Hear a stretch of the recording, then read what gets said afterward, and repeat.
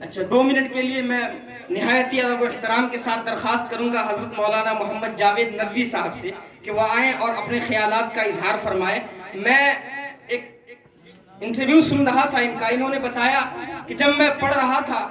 تو میں نے سنا کہ پنجاب کے اندر تقسیم ہند کے بعد بے شمار مسجدیں ایسی ہیں جہاں شاید 5 وقت کی اذان بھی نہیں ہوتی، اور وہ مسجد ہمارے قبضے سے باہر کی چیز ہے۔ انہوں نے اس فکر کو اپنا اوڑھنا، اپنا بچھونا بنایا اور اس فکر پر کام کیا، اور بے شمار مساجد کو آپ نے آباد کرایا، جو تاریخ کا ایک روشن باب ہے۔ میں نہایت ادب و احترام کے ساتھ درخواست کرتا ہوں کہ اپنے خیالات کا اظہار فرمائیں۔ حضرت قاری سید سلیمان منصور پوری کے اس وطن پر، جس کو اب ہم چھنٹا والا کہتے ہیں اور تاریخ میں اس کا نام منصور پور ہے، اس بستی سے وہ احباب یا وہ لوگ جو تاریخ سے واقف ہیں وہ جانتے ہوں گے کہ حضرت قاری صاحب کتنی عظیم ترین شخصیت ہوئی ہے۔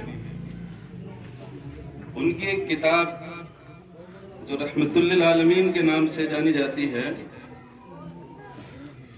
اس کے بارے میں حضرت مولانا سید ابو الحسن علی ندوی رحمۃ اللہ علیہ فرماتے ہیں کہ میری زندگی کا رخ کسی کتاب نے موڑا ہے سیرت کے موضوع پر تو وہ رحمت للعالمین ہے۔ آپ کا انتقال اس ملک کی آزادی سے بہت پہلے 1930 میں ہو چکا تھا۔ یہی وہ زمین ہے، سرزمین ہے، یہی وہ چھوٹی سی بستی ہے جس میں یہاں قاری صاحب پیدا ہوئے، اور وہ یہاں پٹیالہ میں دارالقضاء کے قاضی القضات جسٹس بنے، اور ان کے فیصلے جو انہوں نے اپنے وقت میں کیے وہ ایک تاریخ میں رقم ہے۔ ان کو ہمیں چاہیے کہ ہمیں پڑھنا چاہیے، بہت کچھ سیکھ اس میں ملتی ہے۔ اس سرزمین پر ایسی شخصیت کا پیدا ہونا اور پھر وہ ملک تقسیم ہو کر کے پھر یہ ایک بے آب و گیا ہو جانا اور اس کا ویران ہو جانا، یہ ایک تکلیف دہ ہے، صرف اس گاؤں کے لیے نہیں بلکہ اس پورے ملک کے لیے ہے۔ یہ پورا خطہ پنجاب کا جس میں آپ اور ہم سب بیٹھے ہیں، دور دراز سے یہاں آپ لوگ آئے ہیں، آپ دیکھیں گے کہ ہندو کو بھی، سکھوں کو بھی، مسلمانوں کو بھی، سب کو تکلیف ہوتی ہے جب وہ پرانی تاریخی چیزیں پڑھتے ہیں اور 1947 کے حالات پڑھتے ہیں کہ یہاں پہلے کتنا اچھا ماحول تھا اور آج نہیں ہے۔ تو یہ گاؤں بھی اسی کی زد میں آیا، کئی مسجدیں اس میں ابھی تک آباد ہیں، اور پھر یہ مسجد کی آباد کاری کا سلسلہ قاری عبدل صاحب جو ہمارے بہت پرانے رفیق ہیں،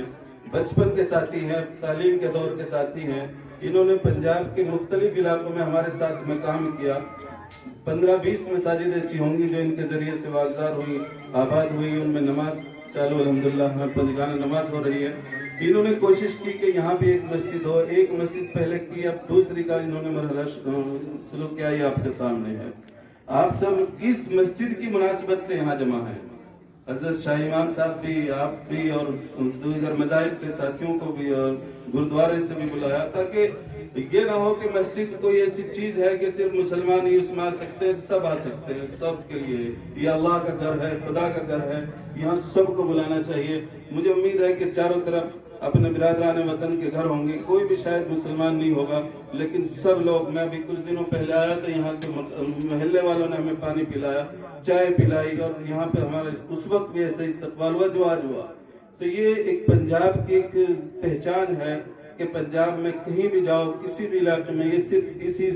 صوبے کو اللہ نے ایک خوبی دی ہے کہ یہاں کا سکھ، یہاں کے برادران وطن، ایسا ان کے اندر جذبہ، ایسا شوق ہے ایک دوسرے کے ساتھ ملنا جلنا، یہاں کوئی بھید بھاؤ نہیں۔ ہم پنجاب کے مختلف علاقوں میں جاتے ہیں، کئی بھید بھاؤ ہمیں نظر نہیں آتا، بلکہ سب لوگ مل جل کر کے جو کتابوں میں ہمیں پڑھنے کو ملتا ہے وہ ہمیں پنجاب میں دیکھنے کو ملتا ہے۔ بہرحال اس مسجد کے تعلق سے ہم سب یہاں جمع ہیں۔ میری گزارش ہوگی کہ یہاں جتنے ساتھی آئے ہیں، جو جس لائق ہے کہ اس مسجد میں اپنا حصہ داری کریں، اور جو جس لائق